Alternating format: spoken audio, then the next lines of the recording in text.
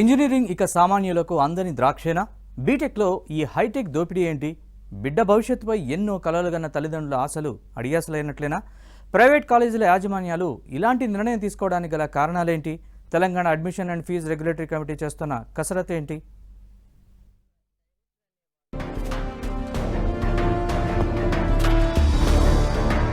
తెలంగాణలో ఇంజనీరింగ్ ఫీజులు పెరిగే అవకాశం కనిపిస్తుంది. బీటెక్ వైపు ఎక్కువ మంది ఆసక్తి చూపుతున్న నేపథ్యంలో యాజమాన్యాలు ఈ నిర్ణయానికి వచ్చాయి. ప్రతి ఏటా ఇంజనీరింగ్ కోర్సు చదవాలనుకునే విద్యార్థులు పెరుగుతూ ఉండడంతో పాటు వారి ఫీజులు పెరుగుతున్నాయి. వచ్చే ఏడాది ఇంజనీరింగ్ కోర్సుల్లో ఫీజులు 20% నుంచి 50% వరకు ఫీజులు పెరిగే అవకాశం ఉంది. పలు కాలేజీల్లో ఫీజులు ఏకంగా 2 లక్షలు దాటుతుండగా వచ్చే 3 ఏళ్లకు గాను ప్రైవేట్ ఇంజనీరింగ్ కాలేజీల్లో ఫీజులు నిర్ణయించేందుకు Telangana admission and fee regulatory committee కసరత్తు ప్రారంభించింది. గతంలో చివరిసారిగా 2022లో ఫీజులను నిర్ణయించగా ఆ గడువును ఈ విద్యా సంవత్సరంతో ముగియనుంది. 2025-26 విద్యా సంవత్సరం నుంచి కొత్త ఫీజులు అమల్లోకి రానున్నాయి. ఈ నేపథ్యంలో ఇప్పటికే రాష్ట్ర వ్యాప్తంగా 163 ప్రైవేట్ ఇంజనీరింగ్ కాలేజీల యాజమాన్యాలతో హియరింగ్ ప్రక్రియను పూర్తి చేసింది.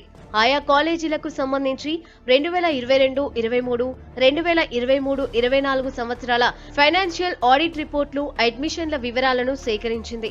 అదే సమయంలో ఎంత మేర ఫీజు పెంచాలని కోరుతున్నారనే ప్రతిపాదనలను స్వీకరించింది.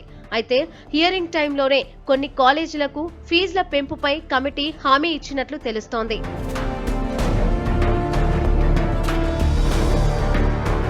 రాష్ట్ర వ్యాప్తంగా ఉన్న కొన్ని కాలేజీల్లో 2 లక్షలు ఆ పైనే ఫీజులు ఖరారు చేసేందుకు మేనేజ్మెంట్లకు టీఏఎఫ్ఆర్సీ హామీ ఇచ్చినట్లు తెలుస్తోంది.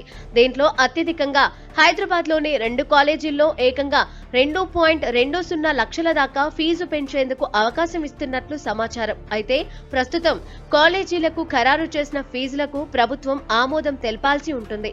మే నెలలో ఈ ప్రక్రియ ఉంటుందని పేర్కొన్నారు.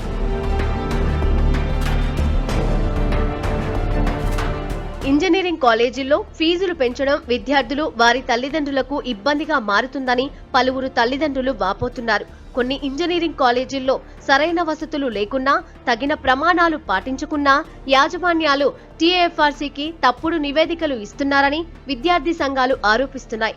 కాలేజీల్లో విద్యార్థులకు సరిపడా బోధనా సిబ్బంది ఉండడం లేదని, ఉన్నా వారికి తక్కువ జీతాలతో సరిపెడుతున్నారని తమ దృష్టికి వచ్చిందని తెలియజేస్తున్నారు. సిబ్బందికి తక్కువ జీతాలు ఇచ్చి ఎక్కువ జీతాలు ఇస్తున్నట్లు రిపోర్టులు ఇచ్చి ఎక్కువ ఫీజుల కోసం ప్రతిపాదనలు పెడుతున్నాయన్నారు.